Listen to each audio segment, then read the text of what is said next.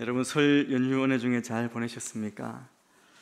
우리가 설을 보내면서 대부분 우리가 하는 인사말은 새해 복 많이 받으세요라는 말이었을 것입니다.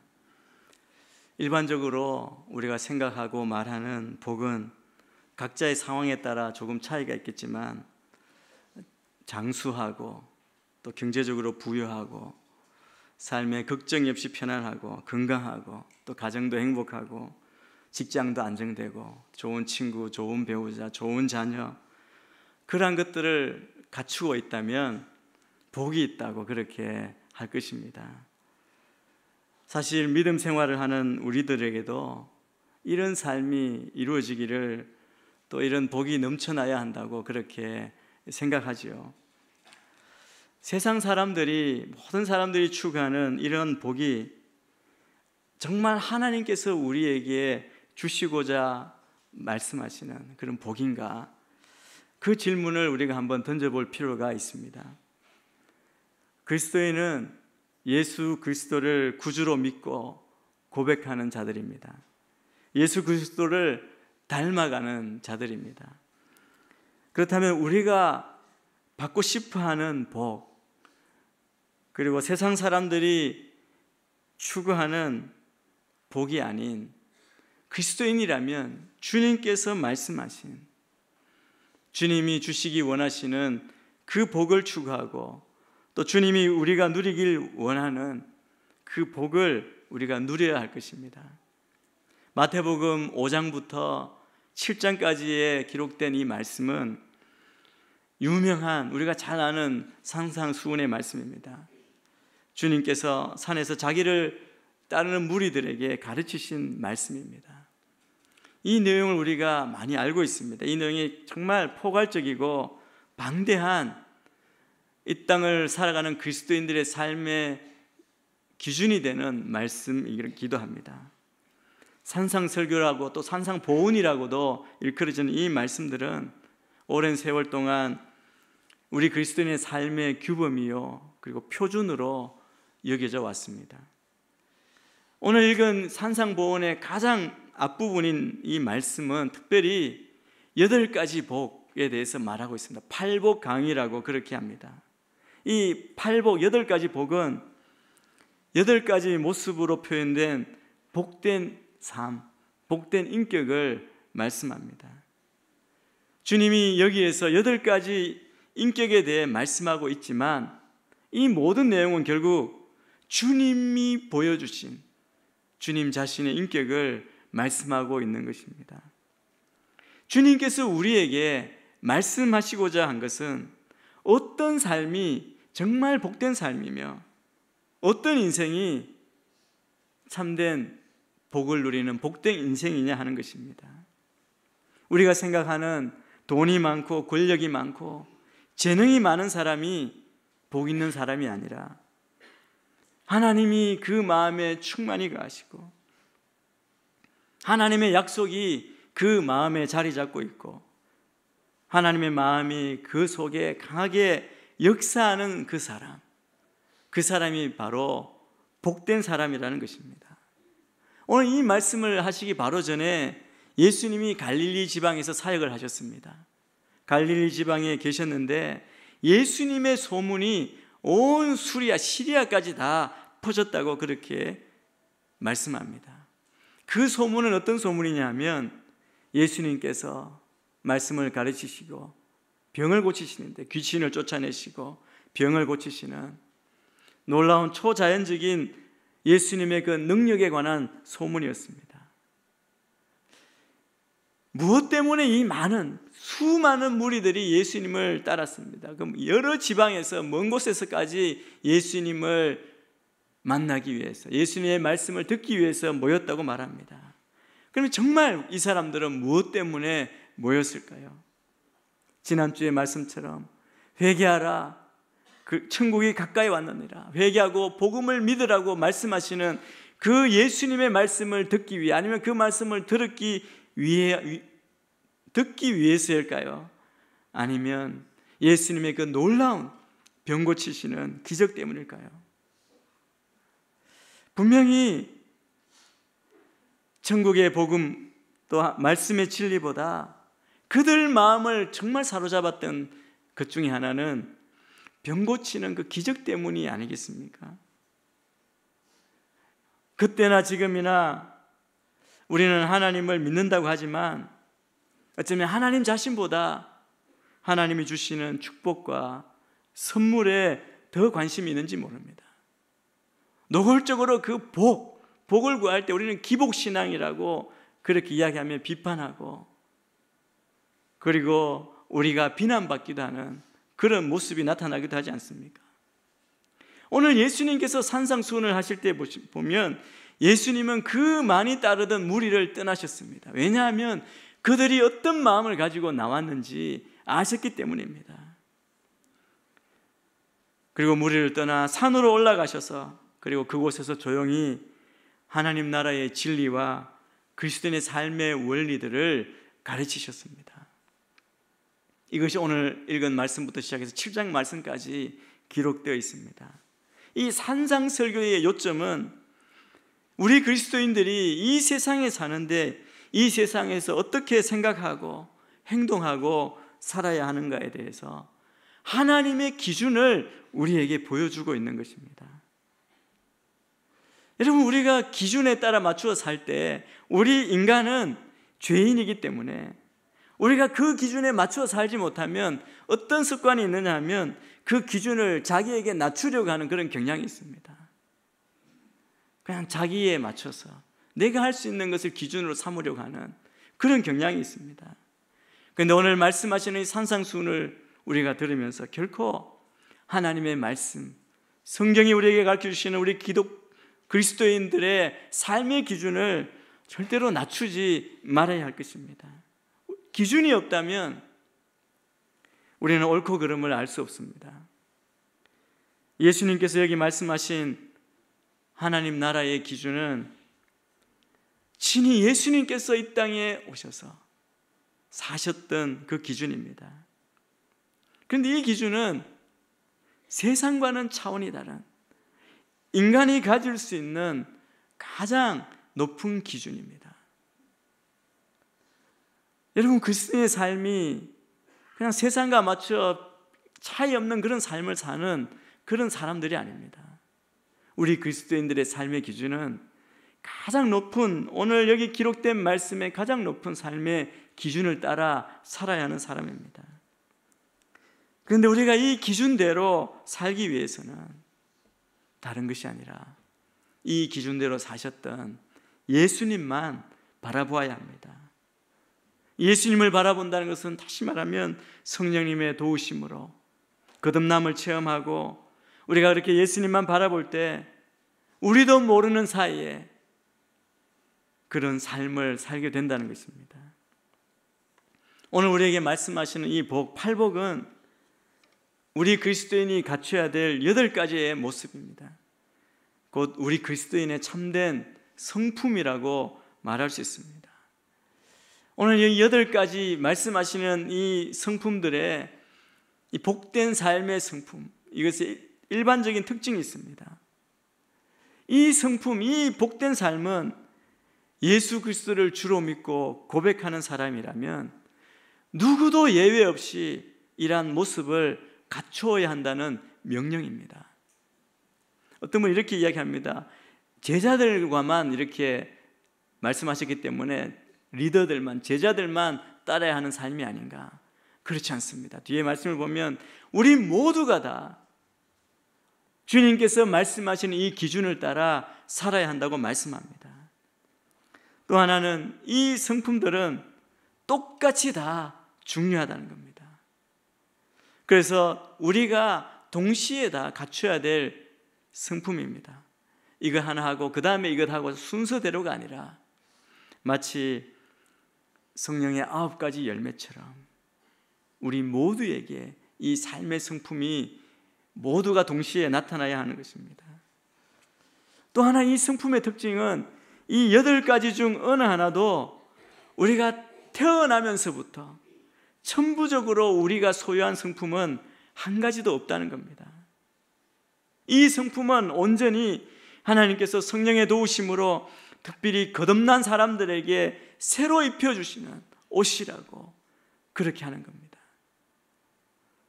그래서 그냥 자연스럽게가 아니라 우리가 성령의 도우심으로 예수님을 바라보며 우리가 그 삶을 살도록, 그 기준에 맞춰 살도록 우리가 또한 순종하며 따라가야 하는 삶의 성품이라는 것이죠. 또 이 8가지 성품이 우리에게 보여주시는 것은 세상 사람들과 우리 그리스도인들은 어떻게 달라야 하는가를 보여주는 구체적인 예를 우리에게 보여주고 있는 말씀입니다. 많은 세상 사람들이 우리에게 실망하는 이유가 무엇입니까? 세상 사람들이 우리를 보고, 예수 믿는 사람들을 보고 실망하는 이유는 우리가 그들보다 더 못하고 더 악한 일을 해서가 아닙니다. 그들이 봤을 때 자기들과 우리가 다른 게 무엇이 있느냐 하는 겁니다. 그런데 여러분, 오늘 예수님께서 말씀하시는 상상설교에서 끊임없이 우리에게 강조하고 있는 것이 바로 진정한 그리스도인은 이 세상과 달라야 한다는 겁니다. 구체적으로 보면 세상과 우리는 섬기는 대상이 다르다고 하는 겁니다. 세상은 돈이나 물질, 명예나 성공에 대한 관심이 많습니다. 그것을 마치 하나님처럼 섬기고 그것을 이루기 위해 온 시간, 온 삶을 들이지 않습니까? 그러나 우리의 섬김의 대상은 그런 물질이나 세상이 아니고 성경에서 말씀하고 있는 하나님입니다. 또 세상과 우리가 추구하는 것이 다릅니다. 세상은 무엇을 먹을까, 무엇을 마실까, 무엇을 입을까, 이것에 대한 끊임없는 관심이 있지만 하나님의 사람들은 하나님의 나라와 의를 추구하고 있다는 겁니다. 행동도 다릅니다. 세상은 자기 능력과 힘을 자랑하고 마음의 가난함보다 부유함을 자랑하고 온유함보다 강력한 것, 영웅적인 것, 카리스마 있는 그 지도력을 강조합니다. 그리스도인의 삶이 어떻게 세상과 다른가를 우리가 생각해 봐야 합니다. 과연 우리의 삶이 이런 차이를 보여주고 있는지를 이 시간 생각해 보시길 바랍니다. 이 산상설교에서 보여준 그리스도인의 모습은 세상이 추구하는 것과는 완전히 반대입니다. 철저한 겸손, 자기의 무능력, 자신의 한계, 자기의 약점을 드러냅니다. 우리가 이렇게 약하고 우리가 정말 보잘것없는 자이기 때문에 우리는 오직 하나님께만 전적으로 의지할 수밖에 없는 인간의 모습이라는 것을 깨닫는 겁니다. 그래서 궁극적으로 저 천국을 바라보며 사는 그리스도인과 이 땅에만 궁극적인 관심이 있는 세상 사람들과 이 차이를 분명히 알 때 하나님은 그런 이 하늘나라를 살아가고 하나님 나라를 바라보는 우리를 통해서 영광 받으시고 하나님 나라는 확장될 줄 믿습니다. 마지막 이 성품들의 특징이 있습니다. 이것은 오늘 말씀하시는 이 모든 말씀, 우리가 잘 아는 이 팔복의 말씀은 외형적인 것이 아닙니다. 거의 모두가 우리의 내면적이고 영적이라는 데 있습니다. 세상 사람들은 보여주는 것이 얼마나 중요한지 모릅니다. 겉모습, 미모, 지위, 계급이 그들의 관심이라면 이 팔복에서 이 관심은 우리의 내적인 가치관을 어떻게 가져야 하는가 하는 겁니다. 우리 그리스도인들에게 있어서 가장 문제가 되는 것은 뭐냐면 우리가 어떤 성품을 소유했는가입니다. 아무리 신앙생활 잘하고 믿음이 좋다 해도 성품이 바뀌지 않으면, 성품이 죄인 그대로의 성품이라면 주님이 영광 받으실 수 없고 하나님 나라를 살아가는 삶의 모습을 보여주지 못하는 겁니다. 우리의 성품은 죄인의 성품 그대로인가, 아니면 거듭난 하나님 나라의 성품으로 살아가고 있는가를 돌아봐야 합니다. 예수님께서 바라시는 대표적이고 상징적인 성품이 오늘 팔복 처음에 나옵니다. 그것은 바로 마음이 가난한 겁니다. 마음의 가난입니다. 오늘 팔복의 모든 내용을 보면 맨 처음 복되도다라고 시작합니다. 원어도 그렇게 되어 있습니다. 마카리오스로 시작합니다. 복되도다 이런 사람, 복되도다 이런 사람. 정말 어떤 사람이 복이 있는지, 먼저 하나님과의 관계에서 우리의 태도가 어떠해야 되는지를 말씀하고 있습니다. 3절부터 6절까지 말씀을 우리가 먼저 같이 한번 읽겠습니다. 시작. 복되도다 마음이 가난한 사람들은 하늘나라가 그들의 것이다. 복되도다 슬퍼하는 사람들은 그들에게 위로가 있을 것이다. 복되도다 온유한 사람들은 그들은 땅을 유업으로 받을 것이다. 복되도다 의에 줄이고 목마른 사람들은 그들은 배부를 것이다. 마음이 가난하다는 말은 한마디로 하나님 앞에 내가 자랑할 것도 주장할 것도 아무것도 보여드릴 것이 없는 죄인임을 깨닫는 상태를 말합니다. 자기가 자기 마음을 들여다보니까 줄 것이 아무것도 없다는 뜻입니다. 아무 줄 것이 없으면 미안하고 주장할 것도 충고할 것도 남을 가르칠 것도 남에게 모범을 보일 것도 없기 때문에 뒤에 숨게 되는 것이죠. 저는 우리가 다 가장 상징적인 이 마음의 가난함으로 차기를 바랍니다. 우리가 마음이 가난하지 않기 때문에 충고하고 가르치려 하고 그러다 보니까 갈등이 생기고 어렵지 않습니까? 오늘 여기 말씀처럼 우리가 하나님께 드릴 것이 아무것도 없다는 사실을 스스로 발견하게 될 때 우리는 하나님 앞에서 겸손해지지 않을 수 없습니다. 그래서 오직 하나님의 긍휼과 은총, 사랑과 용서밖에는 기다릴 것이 없는 사람이 되는 것이죠. 영적으로 가난한 상태입니다. 우리의 신앙은 세상의 관점, 육적인 관점은 굉장히 역설적입니다. 그런데 여러분, 이 가난한 마음을 실제로 완벽히 가지고 사신 한 분이 계십니다. 그분이 바로 예수 그리스도이십니다. 빌립보서 2장 앞부분에 보면 예수님이 하늘 보좌를 버리고 땅이 가장 낮은 곳까지 오셔서 이 땅에 죽기까지 복종하셨다고 말씀합니다. 이것이 가난한 마음입니다. 이 가난한 사람들은 하나님 나라가 그들 것이라고 말씀합니다. 두 번째 태도가 있습니다. 바로 슬퍼하는 마음. 이것은 애통하는 마음입니다. 역시 성령님의 도우심으로 어느 날 자기의 실상을 보게 되는 겁니다. 내가 정말 어떤 존재인지를 보는 겁니다. 우리는 그것도 모르고 정말 내가 최고인 것처럼 살죠. 자기가 자랑했던 것, 이것이 어느 날 아무것도 아니라는 것을 깨닫고 자기 영혼 앞에서 모든 것이 정말 보잘것없는 것이라는 사실을 깨달을 때 내 내면 세계가 얼마나 피폐하고 폐허인 것을 발견하게 되는 것입니다. 이때 가슴을 치는 것이죠. 오로지 내 안에 있는 것은 죄와 허물 뿐이고 기억하기 싫은 과거만 남아있다는 것, 그걸 느끼고 조용히 내면에서부터 무너지는 것을 깨닫게 됩니다. 울어도 끝이 없고 옷을 찢고 마음을 찢어도 그 슬픔, 애통함이 끝이 없는 비참한 그 상태, 이것을 슬퍼하는 마음이라고 설명합니다. 그런데 예수님은 이러한 사람이 진정한 복 있는 사람, 행복한 사람이라고 말합니다. 예수 안에서 이것을 발견할 때 우리는 절망, 흠으로 빠지지 않고 복 있는 자, 그리고 우리가 붙잡아야 할 하나님 나라를 붙들고 가고 하늘로부터 오는 위로가 있다고 말씀합니다. 이 역설적인 진리를 보여주는 말씀입니다. 그래서 이렇게 슬퍼하는 자에게는 진정한 위로가 하늘로부터 내려온다고 말씀합니다. 사람의 위로는 그냥 잠깐 안위해 주는 것뿐이지만 하나님의 위로는 감상이 아닙니다. 하나님이 우리에게 오셔서 우리의 힘이 되어주시고 용기가 되어주시고 지혜가 되어주셔서 우리를 어떠한 난관이라도 극복할 수 있도록 도와주시는 것입니다.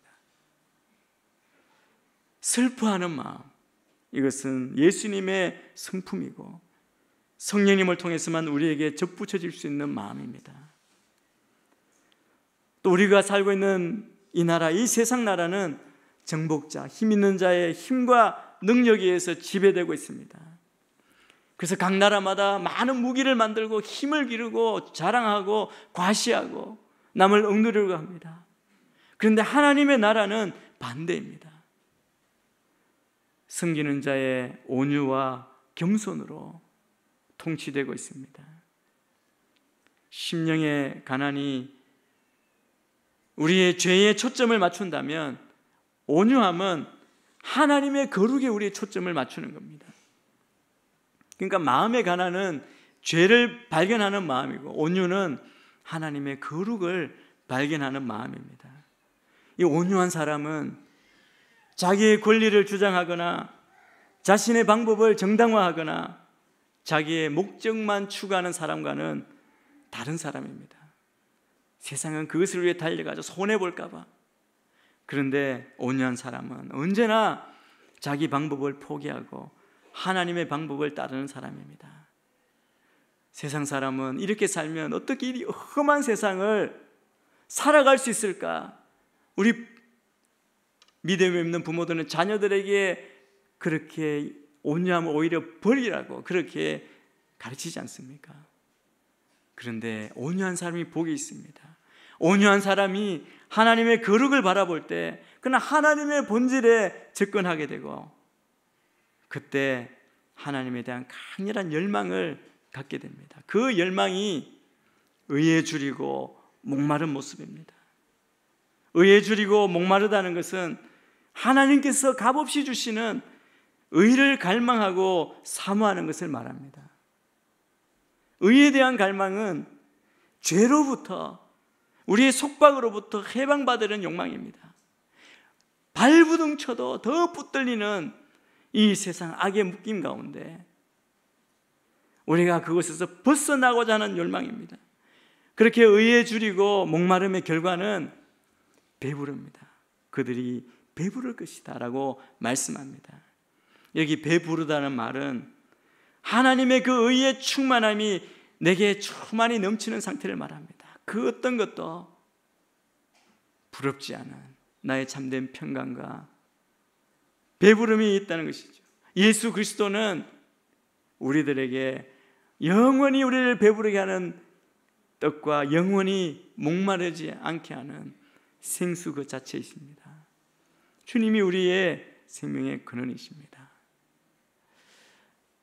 네 가지 복을 이야기하고 그 다음 네 가지 복은 인간들 관계 가운데 우리의 태도에 대해서 말씀하고 있습니다. 7절부터 9절 말씀을 먼저 같이 7, 8, 9절 같이 읽겠습니다. 시작. 복되도다 자비로운 사람들은 복되도다 마음이 깨끗한 사람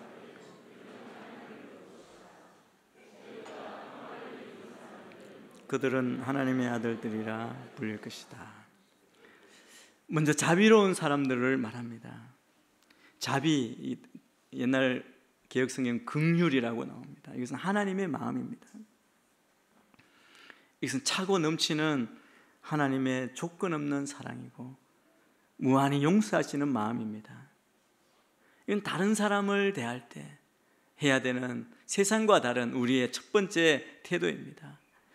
이 자비와 긍휼은 어떤 마음입니까? 어떤 사람이 죄로 인해 절망과 고통과 죽음의 골짜기를 그렇게 헤맬 때 그를 비난하거나 비판하고 정죄하거나 무관심하지 않고 그 어려운 상황을 안타깝게 여기고 함께 뛰어들어 그를 불쌍히 여기고 위로하고 이해하는 마음입니다. 세상은 자기 의를 추구하는 사람은 비난하고 멀리 떠나고 엮이기 싫어하는 그런 마음이죠.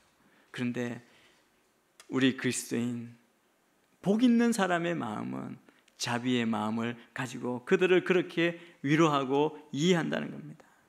그리고 한 걸음 더 나아갑니다. 상대방의 잘못과 허물을 적극적으로 용서하고 구체적으로 도와주어서 상대방을 회복케 하는, 치유케 하는 그런 마음이기도 합니다.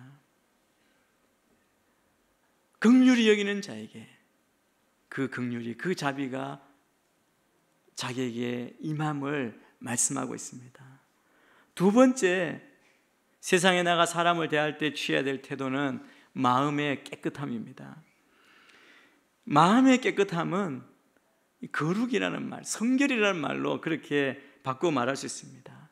이 거룩은 창세기부터 요한계시록까지 성경 전체에 다루어지고 있음을 우리가 알 수 있습니다. 이 마음이 깨끗한 사람은 하나님을 볼 것이라고 말합니다. 여러분, 하나님을 볼 수 있다는 그 뜻이 무엇입니까? 이것은 그 마음 깊은 곳에서 하나님을 느끼게 된다는 말씀입니다. 하나님의 임재를 느끼기 시작하고, 하나님의 음성이 들리기 시작하고, 하나님의 마음이 전달되기 시작하는 겁니다. 여러분 마음 가운데 죄가 있고 탐욕이 있고, 여러분이 좋지 않은 것 보고 여러분 생활이 무질서해지면, 여러분 우리의 마음이 깨끗하지 않으면 하나님의 음성을 들을 수 없습니다. 머리가 복잡하고 우리 안에 온갖 근심과 걱정, 마음이 붕 뜬 것 같고 늘 방황하게 됩니다.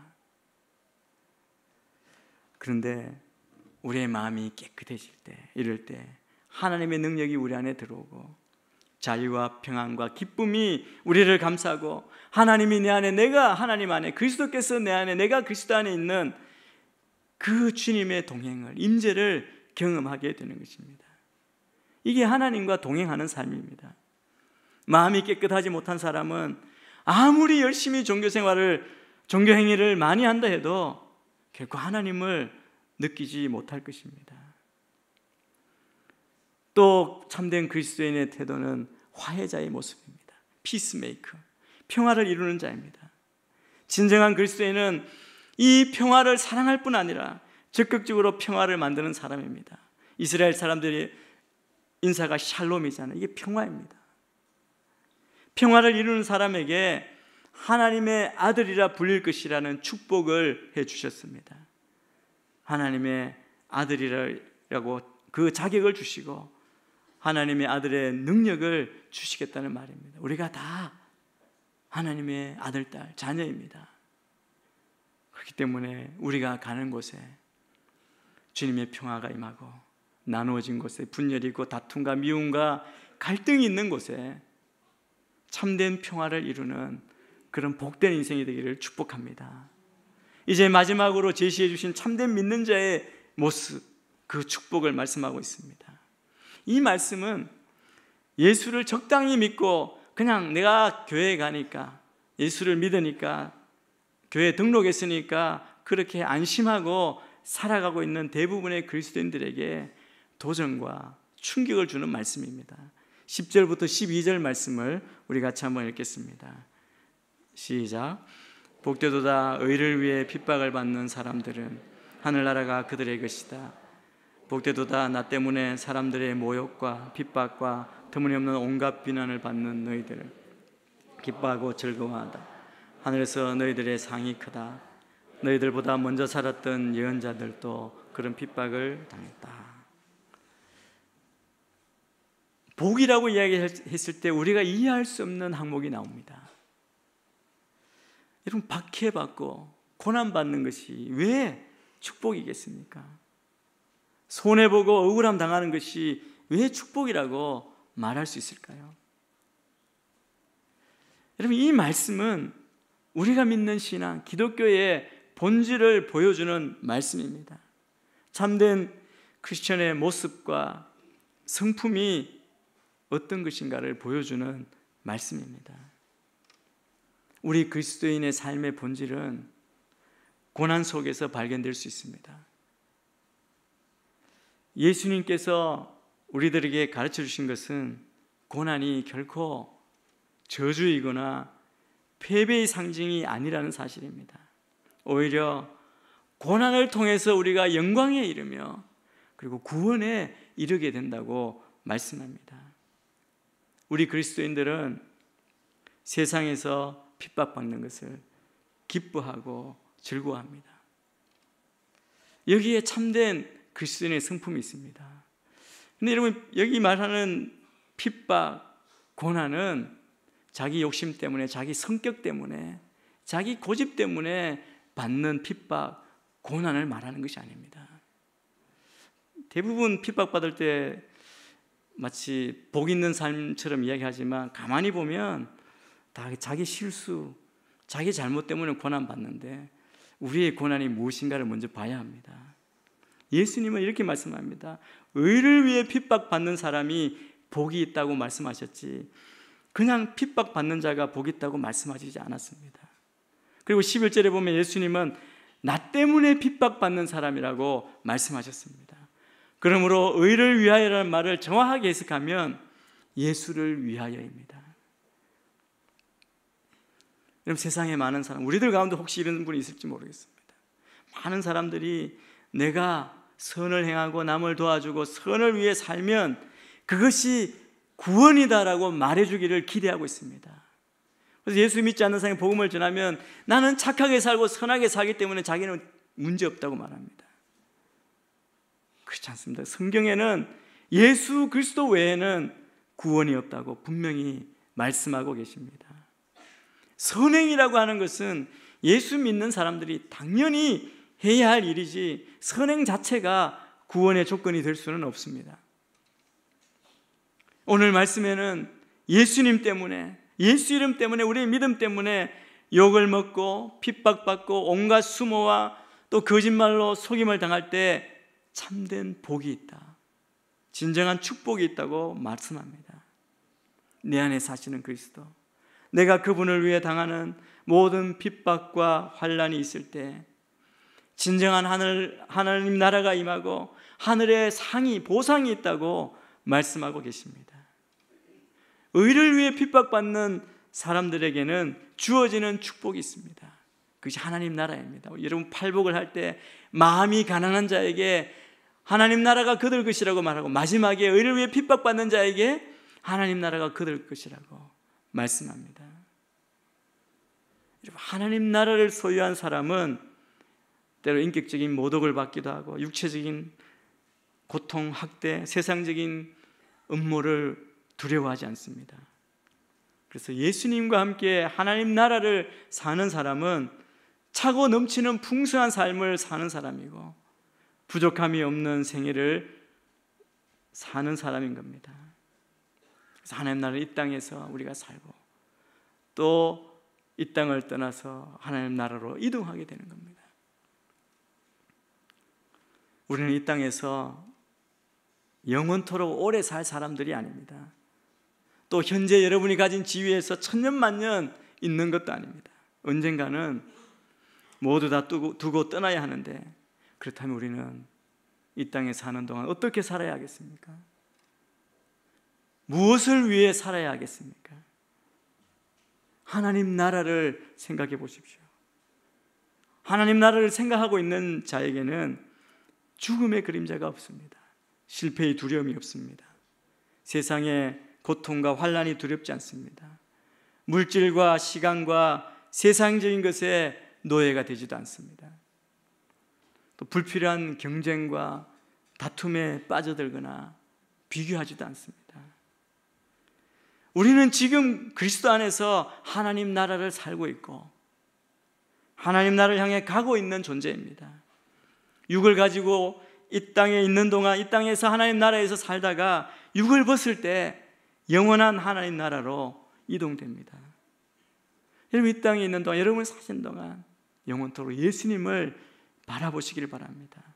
예수님의 방법, 예수님의 생각, 예수님의 뜻대로 살려고 하면 세상은 우리와 다르기 때문에 세상은 여러분을 핍박하게 될 것입니다. 그러나 이것이 참 그리스도인의 진정한 특권이요 진정한 복이라는 겁니다. 그럴 때 영원하신 하나님을 더 의지하고 하나님 나라의 놀라운 특권, 축복을 누리게 될 줄 믿습니다. 금년 한 해가 오늘 팔복에서 말하는 그런 온전한 복, 세상과 구별되는 온전한 복을 추구하고 하나님 나라의 복을 받는 우리 모두가 되시기를 주의 이름으로 축원합니다.